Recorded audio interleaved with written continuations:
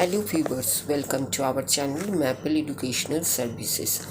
আজকে 5th October 2024 আপনাদের সামনে কিছু এডুকেশনাল মেসেজ নিয়ে উপস্থিত হয়েছি। আজকে দ্বিতীয় message, benefit of career counselling and career planning is immense, no one can deny this.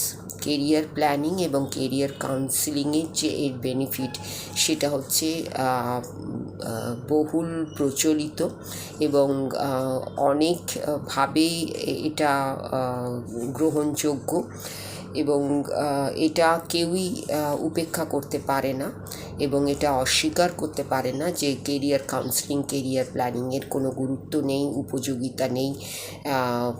এটা অস্বীকার করা এবং এটাকে অগ্রাহ্য করার উপায় কোনো অংশেই কারুর হতে পারে না। এটা এমনই দুটো প্রয়োজনীয় কনসেপ্ট।